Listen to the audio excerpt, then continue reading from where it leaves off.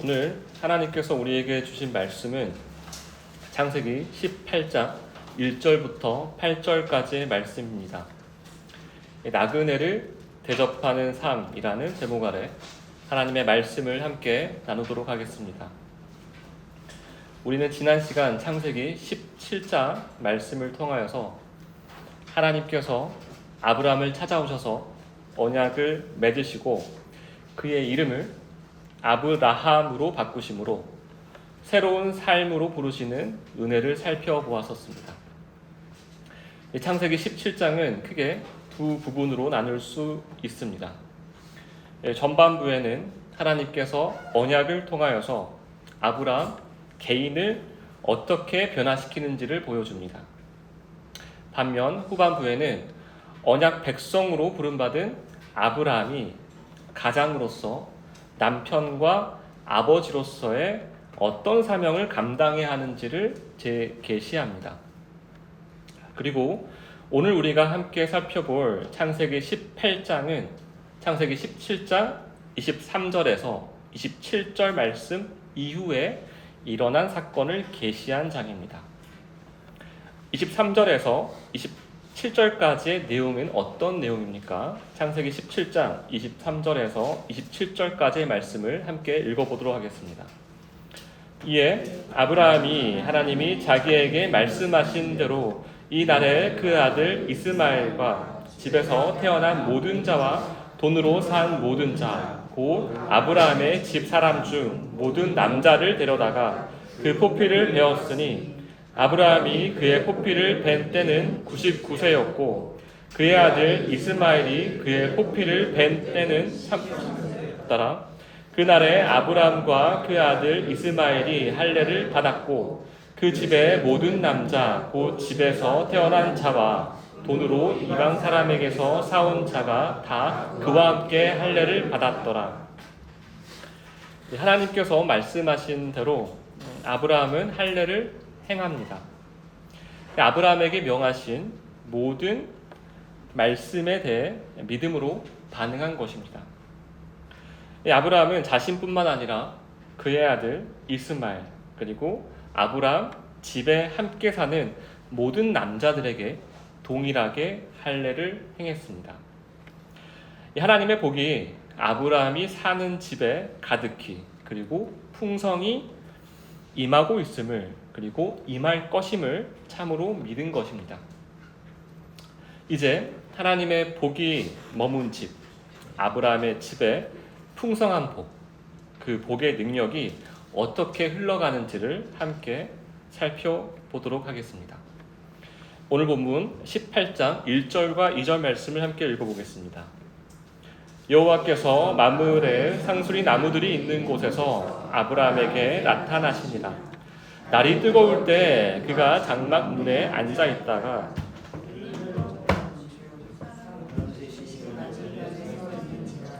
그가 그들을 보자 곧 장막문에서 달려나가 영접하며 몸을 땅에 굽혀 여호와께서 다시 아브라함을 찾아오셨습니다. 어디로 찾아오셨습니까? 아브라함의 장막이 있는 곳 마므레의 상수리 나무들이 있는 헤브론으로 오셨습니다. 그때가 언제였습니까? 그때는 날이 뜨거울 때 장막문에 서 있었다라고 18장 1절과 2절 말씀이 기록되어져 있습니다. 이 개역개정 성경에서 이 날이 뜨거울 때라고 번역된 표현은 히브리어 관용구인 케홈 하욤을 옮긴 것입니다. 이 관용구는 하루 중 가장 무더운 시간을 가리킵니다. 대략 정오부터 오후 3시까지를 의미합니다. 이 아브라함이 있는 지역, 이 헤브론 지역은 이 시간대가 되면 특히 더운 계절에는 체감 온도가 약 35도를 넘을 만큼 매우 뜨거웠었습니다. 이처럼 가장 무더운 시간대에는 사람들의 활동이 자연스럽게 줄어들었고 그늘에서 쉬며 더위를 피하는 것이 당시의 일반적인 생활 관습이었습니다. 바로 그 가장 뜨겁고 모두가 발걸음을 멈추고 휴식을 취하던 시간에 여호와께서 아브라함의 장막 앞으로 찾아오셨습니다. 여호와께서 아브라함을 찾아왔을 때 아브라함은 무슨 일을 하고 있었습니까? 아브라함은 쉬고 있었습니다. 이 나태함과 게으름으로 인한 쉼이 아니라 하나님께서 정하신 삶의 리듬 속에서 쉼을 누리고 있었습니다. 왜냐하면 그 시간은 육체적으로 가장 활동하기 어려운 시간이었기 때문입니다. 그런데 흥미로운 사실은 분명 여호와께서 아브라함을 찾아오셨는데 그 모습이 아브라함 눈에는 사람으로 보였다는 것입니다. 여호와께서 사람의 모습으로 아브라함에게 오신 것입니다. 그런데 아브라함의 반응이 매우 독특합니다. 이 아브라함이 자신의 장막 문에서 우두커니 앉아 있다가 눈을 들었는데 사람 셋이 맞은편에 서 있는 것을 발견하고 곧장 장막 문에서 달려나가서 그들을 영접하며 몸을 땅에 굽히는 것입니다. 이 아브라함은 사람의 모습으로 자신의 장막을 찾은 하나님을 하나님으로 알아본 것일까요? 아니면 하나님께서 아브라함과 안면이 있었던 사람의 얼굴로 오셨던 것일까요? 이것도 저것도 아니면 고대 근동 사회에서 중요하게 여겼던 나그네 환대법에 따라 율법에 의거하여서 손님을 맞이한 것일까요? 말씀을 좀 더 읽어보도록 하겠습니다. 창세기 18장 3절 말씀을 함께 읽겠습니다. 이르되 내 주여 내가 주께 은혜를 입었사오면 원하건대 종을 떠나 지나가지 마시옵고. 여러분, 우리가 함께 읽은 창세기 18장 3절 말씀 다시 한번 읽어보겠습니다. 제가 천천히 읽어보겠습니다. 이르되 내 주여 내가 주께 은혜를 입었사오면 원하건대 종을 떠나 지나가지 마시옵고. 이 3절 말씀 여러분께서는 이해가 잘 되십니까? 이 3절 말씀은 좀처럼 이해하기가 쉽지가 않습니다. 먼저는 한국말이지만 한국말로 지금 번역이 되어 있는 것을 우리가 함께 읽었었지만 한국말 자체로 이해하기도 어렵고 또 문장을 바르게 해석했다 하더라도 말의 의도를 제대로 깨닫기가 쉽지가 않습니다. 아브라함이 문 앞 나그네들을 어떻게 부릅니까? 바로 내 주여. 히브리어로는 아도나이, 나의 주인이여라고 부릅니다. 이 아도나이는 하나님의 호칭으로 알고 계시는 분들이 많으시겠지만 사실 아도나이는 하나님의 통치권을 강조할 때 하나님을 가리키는 칭호뿐만 아니라 자신의 집을 찾아온 손님에게 쓰이는 경우가 간혹 있습니다. 이는 상대를 최상으로 높이며 동시에 자신을 낮추는 존칭적 개념으로 사용된다는 것입니다. 이 모든 경우 그가 하나님이든 지금 찾아온 아브라함의 집을 찾아온 나그네들이 하나님이든 손님이든 자신을 극도로 낮추고 상대방을 높이는 관계적 표현이 바로 아도나이인 것입니다. 이 아도나이라는 호칭은 자신이 겸손치 않으면 절대 입에 담을 수 없는 호칭인 것입니다. 하지만 아브라함은 아도나이, 나의 주인이시여 이렇게 부르고 나서 여기에 멈추지 않습니다. 그 다음 말이 사실 더 가관입니다. 아브라함이 어떻게 말합니까? 내가 주께 은혜를 입었사오며 내가 주께 은혜를 입었사오면 하며 가정을 합니다. 아니 무슨 처음 보는 사람에게 은혜를 입을 게 뭐가 있을까요? 나그네가 어떤 존재인지 그에 대한 정보가 전무합니다. 그런데 처음 보는 자에게 내가 당신에게 은혜를 입었사오면 이라고 합니다. 이는 은혜의 주권이 믿음의 조상 아브라함에게 없음을 말합니다.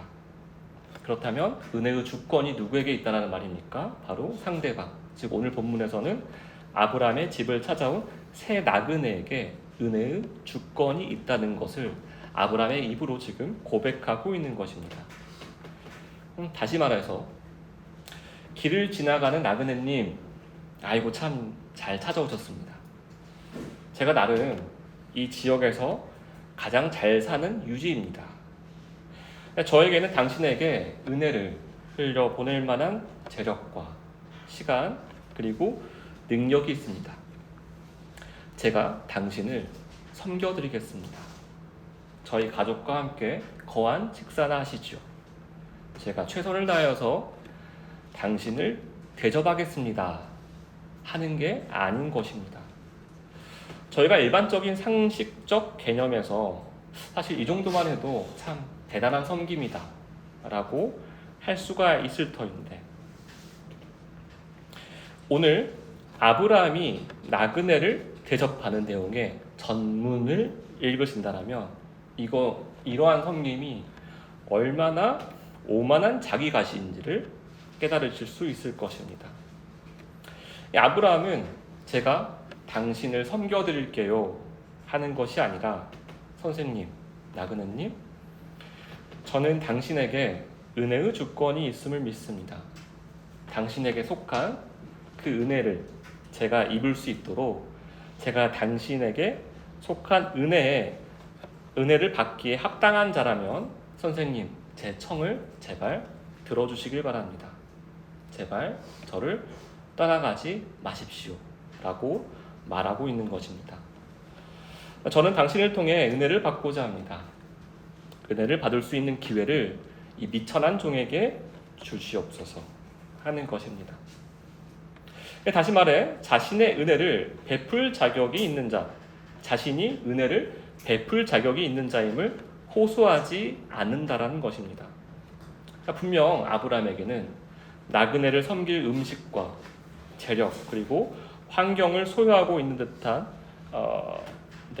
이 아브라함이 에게 사실 우리에게 섬길 수 있느냐 섬기지 않느냐 하는 주도권을 가지고 있다고 생각하는 것이 우리의 일반적인 상식인데, 오늘 본문은 그 생각을 완전히 뒤집어 놓는 것입니다.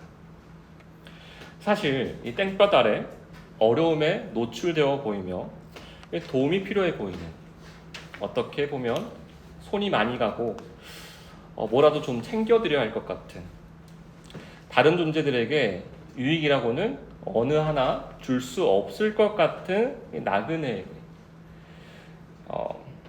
아브라함은 자신의 입으로 모든 은혜 주권이 당신에게 있습니다 라고 고백하는 것입니다. 심지어 고백을 넘어서 간청한다는 사실을 오늘 본문을 통하여서 알 수 있습니다.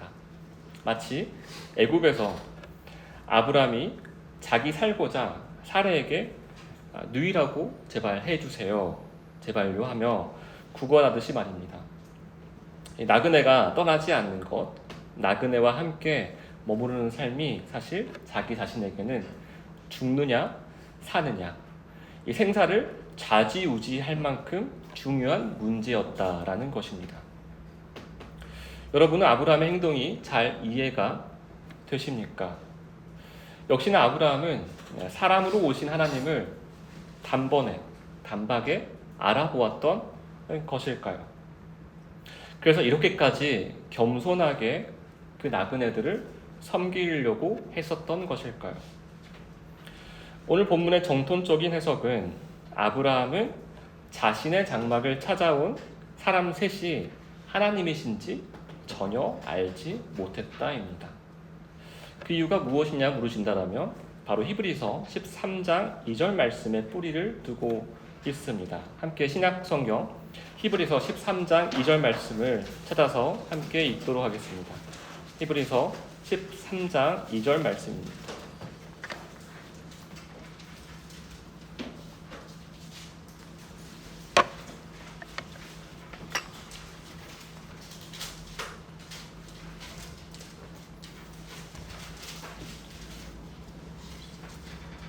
찾으신 분들은 함께 히브리서 13장 2절 말씀 함께 읽도록 하겠습니다.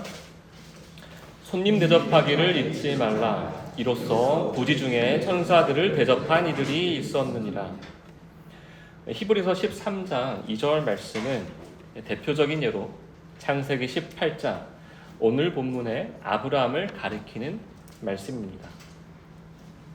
이 아브라함이 천사들을 대접했는데 어떠한 상태에서 대접했다라고 나와 있습니까? 네, 부지 중에. 다시 말해 그들이 누군지 알지 못하는 중에 대접했다라고 합니다.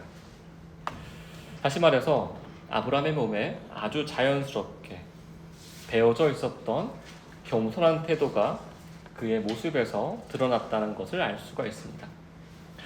그러므로 오늘 본문은 이렇게 말합니다. 아브라함은 하나님이 하나님이신 줄 알아봐서 겸손히 섬긴 것이 아니라 처음 본 나그네를 겸손히 섬겼다라고 말입니다. 여러분, 우리는 남들을 섬길 때 보통 어떻게 섬깁니까? 풍족한 자들이 부족함이 있어 보이는 자들에게 반강제적으로 전달하는 경우가 굉장히 많지 않습니까? 이거 필요하지 않습니까? 이거 가지십시오. 사양 말고 받으십시오. 아무리 외면적으로 선한 목적을 가지고 있다 하더라도 교회를 돕고 또 사역자를 돕고 가족을 돕고 이웃을 돕고 사회 소외계층을 돕는다 하더라도 그리고 풍족히 그리고 꾸준히 돕는다 하더라도 종의 자리에서 섬기는 마음의 태도가 중요함을 하나님께서는 오늘 본문에 나타난 아브라함의 모습을 통하여서 우리를 돌아보게 하십니다. 그 이유는 아브라함의 섬김에는 특권의식, 주인 행세가 없었기 때문입니다. 우리는 다른 사람을 섬긴다고 하면서도 마음 한편에는 내가 그래도 이 부분은 저 사람보다는 조금 더 낫지, 조금 더 나은 상황이지 라는 생각을 품기가 매우 쉽습니다. 경제적으로 더 여유가 있어서일 수도 있고 경제적인 것뿐만 아니라 더 많은 지식과 경험이 있어서일 수도 있으며 신앙이 조금 더 성숙하다고 생각해서일 수도 있습니다.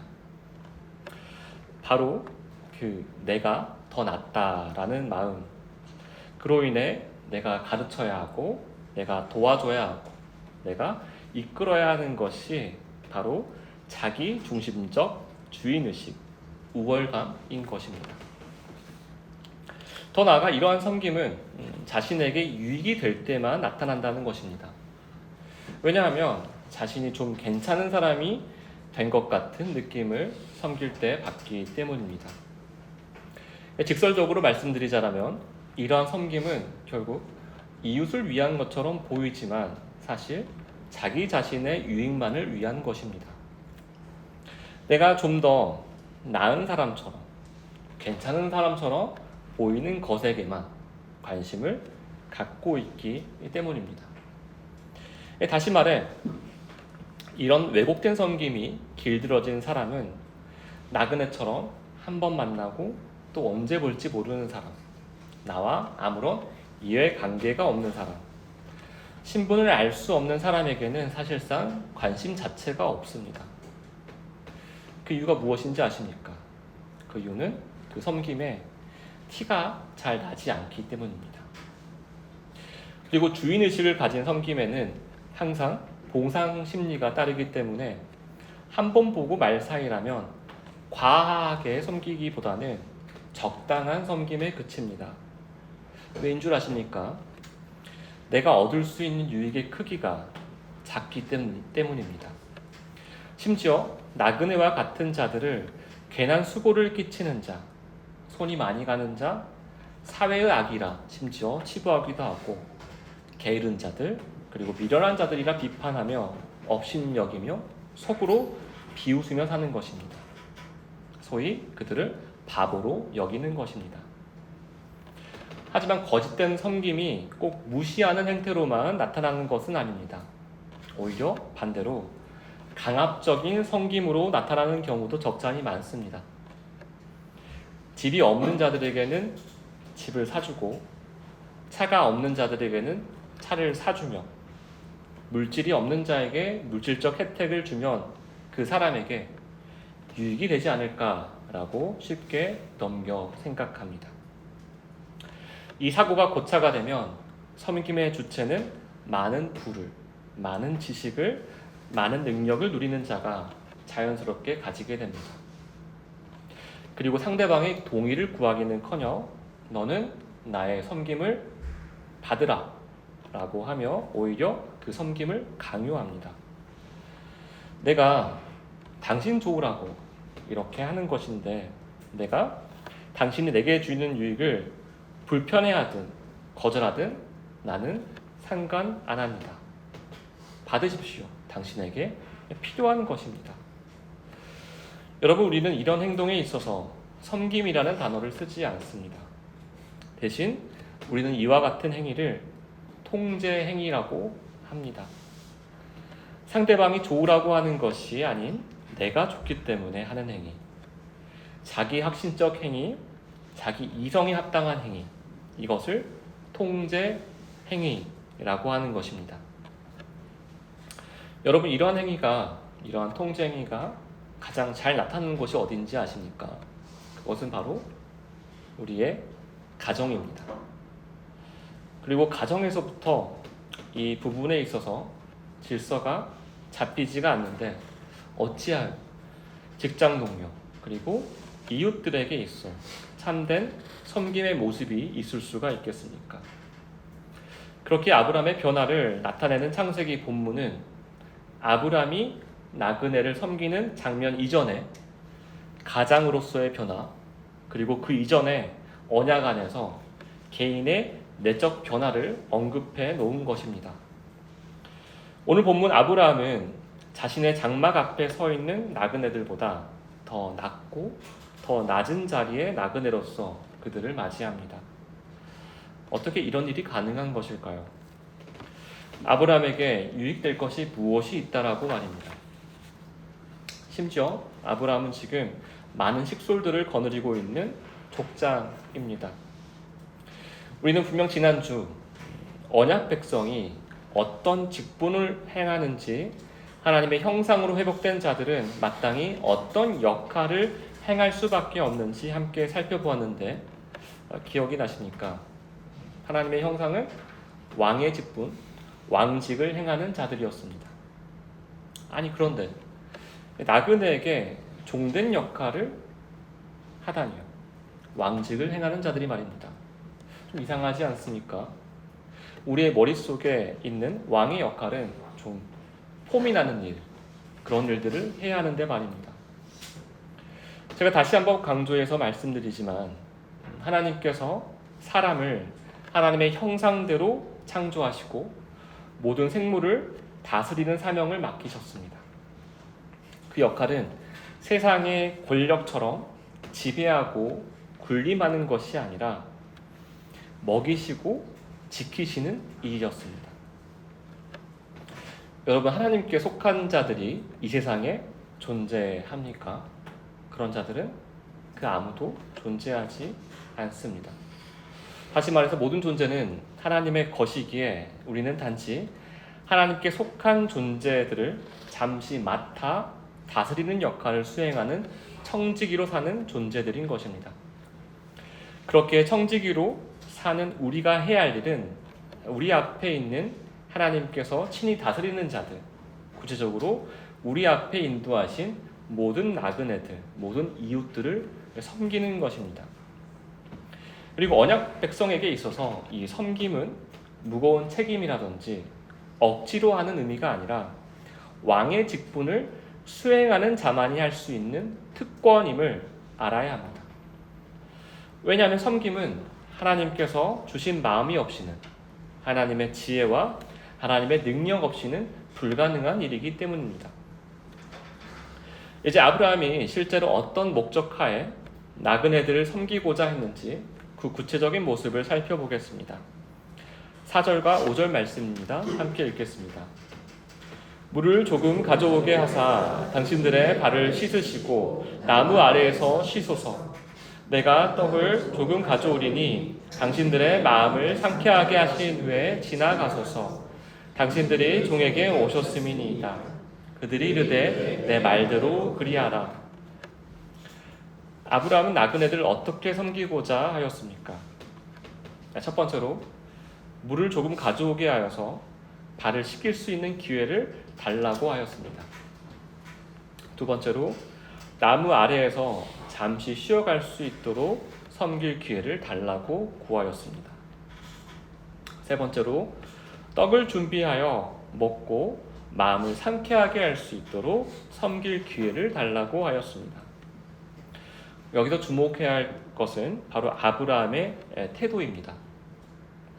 그는 제가 당신들에게 무엇인가를 베풀겠습니다 라고 말하지 않았습니다. 오히려 제가 당신들을 섬길 수 있는 기회들을 허락해 주시옵소서 라고 요청하고 간청합니다. 왜 그렇습니까? 그 이유가 5절에 나옵니다. 5절 말씀을 보시면 당신들이 종에게 오셨기 때문입니다. 당신들이 당신들의 종인 나에게 오셨기 때문입니다. 아브라함은 자신이 먼저 찾아 나서서 선을 베푸는 사람이라고 생각하지 않았습니다. 내가 어디 선을 베풀 곳이 있나 찾아다니지 않았다라는 말입니다. 오히려 나그네들이 자신을 찾아온 것 자체를 섬김의 기회로 받아들였습니다. 아브라함의 독백으로 재구성하자면 이런 것입니다. 나의 주인 되시는 선생님, 제가 이 기회를 제가 직접 만든 것이 아닙니다. 선생님들이 저를 찾아오셨기에 제가 선생님들을 섬길 수 있는 기회를 얻게 된 것임을 고백합니다. 제가 당신들의 종으로서 섬길 수 있도록 그 허락을 당신들 앞에 겸손히 구합니다. 허락해 주시옵소서. 이것이 아브라함의 섬김입니다. 그는 자신을 베푸는 사람이라기보다는 오히려 섬길 수 있는 기회를 사모하는 자로 드러납니다. 그렇기에 그의 섬김에는 생색이 없고 우월감이 없으며 오직 은혜를 구하는 겸손한 마음만이 나타나는 것입니다. 이 4절과 5절에서 아브라함이 구하는 세 가지 구체적인 허락은 모두 나그네들에게 영육간의 안식을 제공하기 위한 섬김이었습니다. 한번 구체적으로 살펴보겠습니다. 4절을 보시면 나무 아래에서 쉬소서라는 표현에 사용된 히브리어 샤는 단순히 잠시 멈춘다라는 의미가 아니라 몸을 기대어 의지하고 편안히 쉬다라는 의미를 가지고 있습니다. 또한 5절에 마음을 상쾌하게 하신 후에는 라는 이 표현에는 샤드라는 히브리어가 사용이 되었는데요. 이것은 단순히 음식을 먹는 것을 넘어서 기력을 회복하고 새 힘을 얻는다라는 의미입니다. 다시 말해서 아브라함은 먼저 발을 씻도록 하여 먼 길을 걸어온 육신의 피로를 풀어주고 나무 아래에서 쉬게 함으로 몸의 안식을 누리게 합니다. 그리고 떡과 음식을 대접하여 지친 마음과 몸이 다시 힘을 얻도록 돕습니다. 이를 통하여서 우리가 알 수 있는 것은 아브라함이 단순히 손님을 대접한 것이 아니라 그들의 전인적인 회복을 위해, 다시 말해서 하나님께 속한 안식을 누리게 하기 위한 목적으로 그 목적하에 섬겼다는 사실을 알 수 있는 것입니다. 그런데 4절과 5절에서 강조된 표현은 이 쉼, 이 안식뿐만이 아닙니다. 4절과 5절, 두 절을 한번 천천히 눈으로 읽어보시길 바랍니다. 두 절을 자세히 보시면 중복된 단어가 있습니다. 그것은 바로 조금이라는 표현입니다. 제가 당신의 발을 씻을 수 있는 물을 조금 가져올 수 있게 허락해 주세요. 그리고 제가 마음을 상쾌하게 할 수 있는 떡을 조금 가져올 수 있게 허락해 주세요. 아브라함은 왜 이러는 것일까요? 조금을 의도적으로 본인 스스로 강조하고 있습니다. 이는 자신이 하는 일을 최대한으로 축소시킴으로써 하는 표현입니다. 다시 말해서 제가 하는 일은 사실 아무것도 없습니다. 제가 하는 일은 사실 별거 아니에요. 잠시라도 쉬어 가셨으면 좋겠습니다. 이런 말입니다. 정리하자면 자신은 없어지고 상대방이 부담스럽지 않게 편히 누렸으면 하는 배려의 마음이 그의 말에 잘 담겨 있는 것입니다. 감사하게도 아브라함을 찾아온 3명의 사람들은 아브라함의 초대 제안에 흔쾌히 수락합니다. 내가 말한 대로 그리할 것이다 하고 말입니다. 이제 아브라함이 어떤 마음으로 그리고 무엇으로 어떻게 나그네 환대 준비를 하는지 그 구체적인 모습을 함께 살펴보도록 하겠습니다. 6절부터 7절까지의 말씀입니다. 함께 읽겠습니다. 6절부터 7절입니다. 아브라함이 급히 장막으로 가서 사라에게 이르되 속히 고운 가루 세 스아를 가져다가 반죽하여 떡을 만들라 하고, 아브라함이 또 가축 떼 있는 곳으로 달려가서 기름지고 좋은 송아지를 잡아 하인에게 주니 그가 급히 요리한지라. 6절과 7절 말씀을 보시면 또 반복해서 강조되는 표현이 하나 있습니다.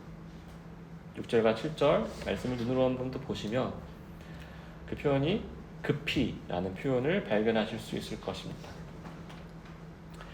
우리말 성경에서는 이 단어가 부사처럼 번역이 되어 있어서 단순히 빨리 했다라는 느낌을 우리에게 줍니다.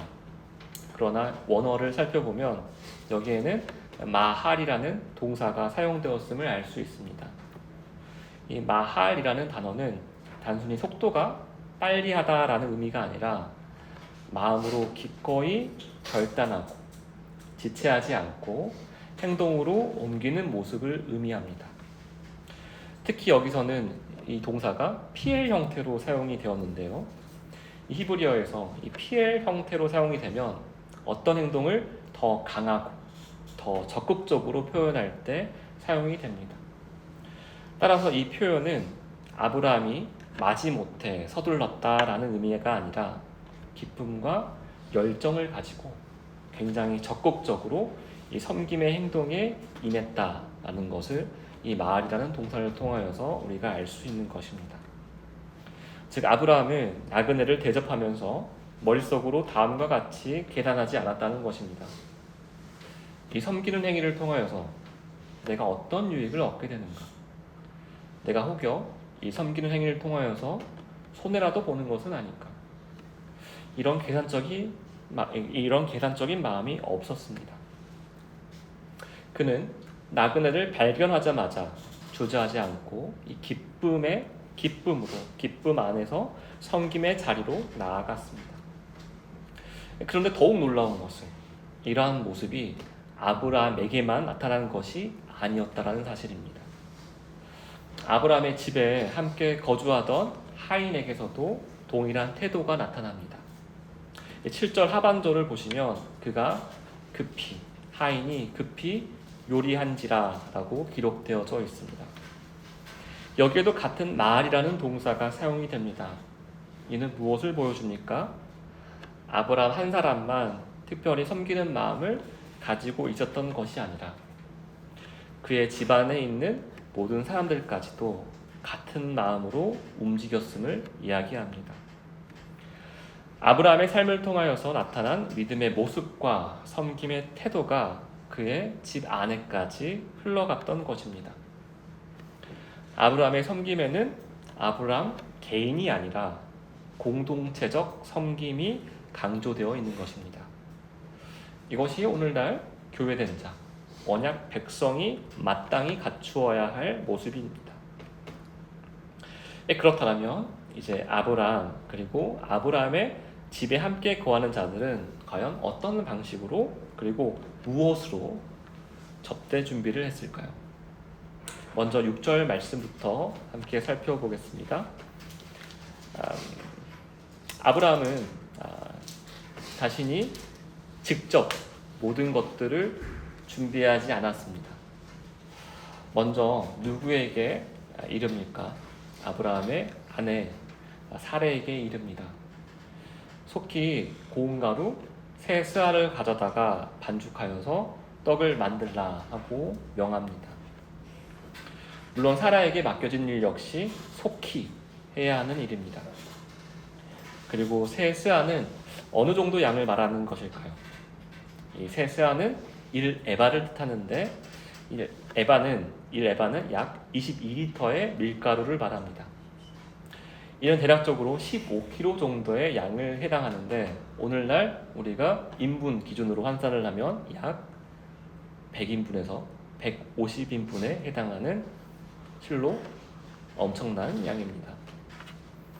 이 손님이 몇 명입니까? 손님이 분명 3사람으로 나와 있는데 100명이 넘는 사람들이 함께 먹을 수 있을 정도의 엄청난 양으로 풍족히 음식을 준비하고 있다는 사실을 오늘 성경이 말해주고 있습니다. 나그네들 앞에서는 분명 어떻게 말했습니까? 네, 조금 가져오겠습니다 라고 이야기를 했는데 밀가루 한 포대에 가까운 양을 꺼내어서 떡을 만들고 있었던 것입니다. 어디 양뿐입니까? 6절 말씀을 보시면 어떤 가루로 빵을 만들라고 사라에게 명합니까? 고운 가루로 만들라고 합니다. 이는 일반적인 곡물 가루가 아니고 비싸고 정제된 최상급의 가루를 말하는 것입니다. 사실 고운 가루는 열왕기나 역대기에서 왕의 식탁에서 나타나는 최상급 재료입니다.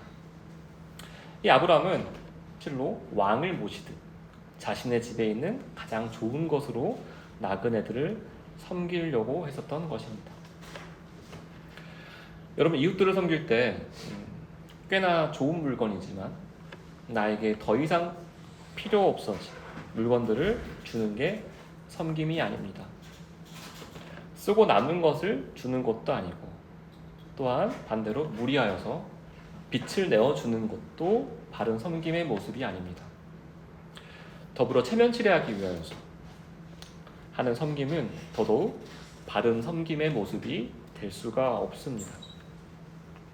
이 언약 안에 거하는 하나님의 백성이 행하는 섬김은 자신이 가진 가장 좋은 것으로 하는 것입니다. 그 이유가 무엇일까요? 먼저는 내 것이 아닌 하나님의 것임을 믿기 때문입니다. 다음으로는 나그네를 포함한 모든 이웃이 하나님께서 창조하신 하나님의 형상들임을, 하나님께서 다스리시는, 하나님께서 인도하시는 존재들임을 믿기 때문입니다. 마지막으로 그들을 향한 하나님의 마음을 너무도 잘 알고 있기 때문입니다. 다시 말해서 아브라함의 섬김은 하나님께서 아브라함과 함께 동행하시며 아브라함 안에서 일하고 계심을 나타내는 선명한 증거가 되는 것입니다. 물론 가장 좋은 것으로 섬긴다는 이 말이 질이 좋거나 아니면 양적으로 많은 것만을 꼭 이야기하는 것은 결코 아닙니다. 정확히는 자신에게 가장 소중한 것을 드리는 것입니다. 그렇기에 꼭 물질만을 말하는 것이 아닙니다. 누군가에게는 자신에게 가장 소중한 것이 시간이라든지 안정감이라든지 마음 그리고 생명이 될 수 있기 때문입니다. 그런 것들을 내려놓는 일이 어찌 사람이 스스로 감당할 수 있고 할 수 있는 일이겠습니까?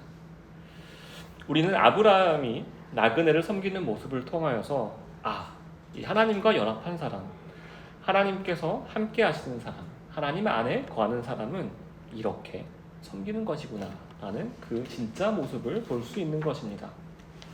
이 아브라함의 섬김은 7절에서도 계속 이어집니다.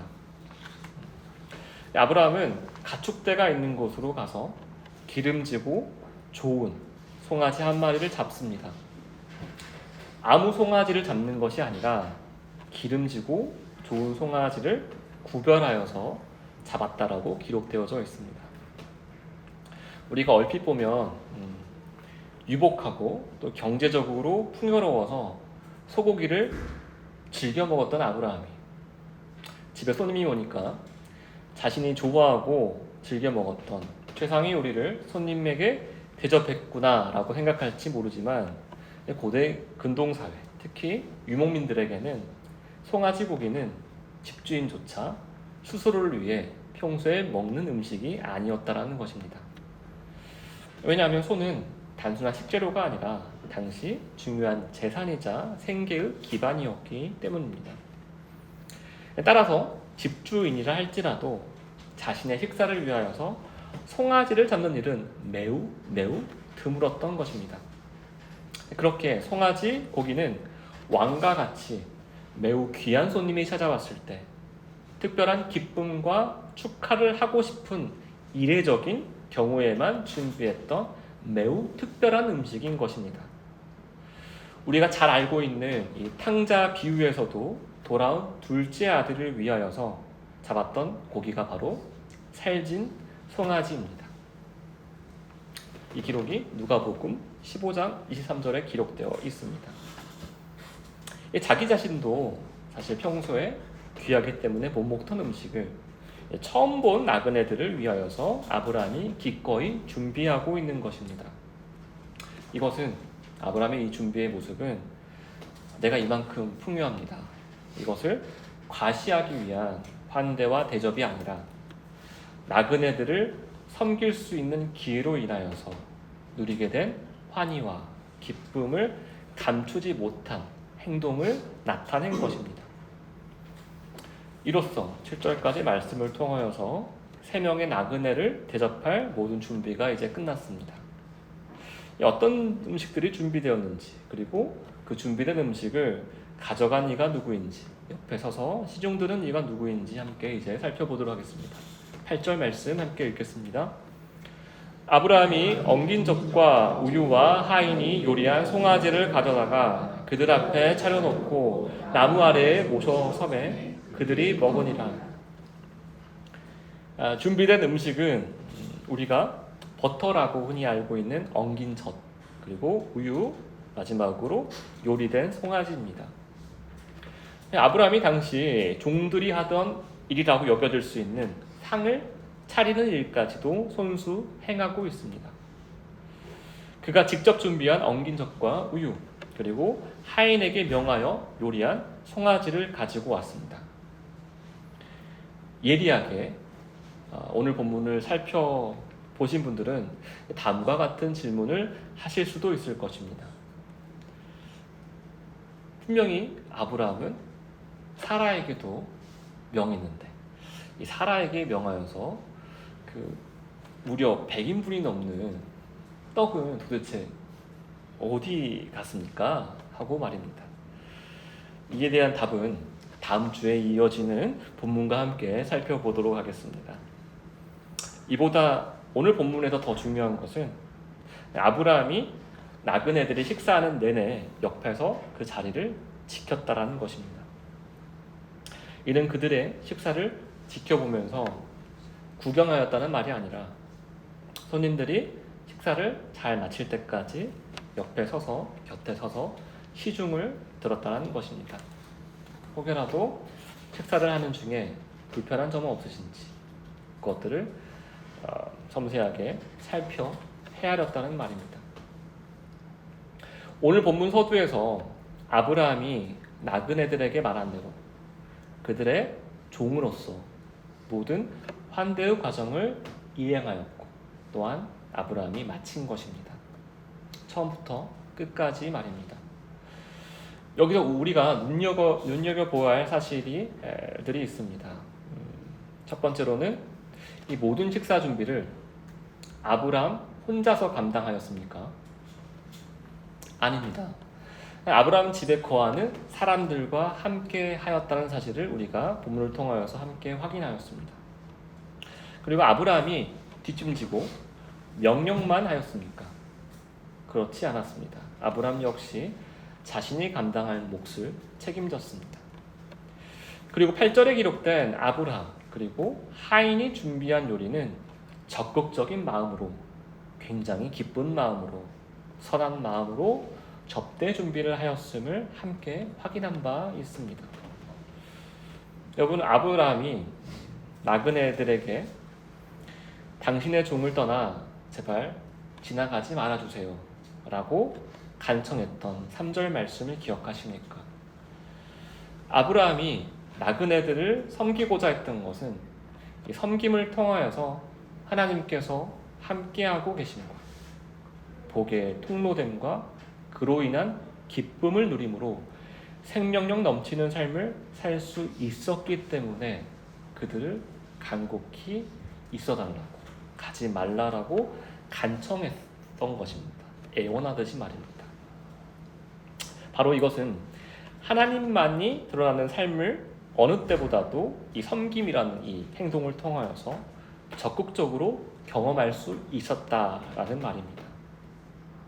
다시 말해서 나그네를 섬기는 일, 이웃을 섬기는 일은 삶의 현장에서 살아있는 예배의 기쁨이자 삶 속에서 드리는 예배의 절정에 해당하는 것임을 이 아브라함이 나그네를 섬기는 이 행동을 통하여서 우리가 알 수 있는 것입니다. 그렇다면 우리의 삶을 한번 이 말씀에 기반해서 반추해 보겠습니다. 사실 오늘 우리의 삶 역시 오늘 본문의 아브라함처럼 하루에도 사실 몇 번씩 하나님께 이 삶의 예배를 드릴 기회를 제법 자주 마주합니다. 하나님께서는 우리의 가정과 일터, 교회와 일상의 자리에서 수많은 나그네들을 우리 앞에 보내십니다. 그러나 죄성이 우리 마음을 지배할 때 우리는 그들을 어떻게 바라봅니까? 왜 하필 이 시기에 이 사람이 내 앞에 온 것일까? 왜 나 말고도 다른 집이 있는데, 다른 사람들이 있는데 왜 하필 나에게 온 것일까? 지금 나는 나그네를 대접하는 일 말고도 할 일이 너무도 많은데 왜 하필 지금 찾아온 것일까?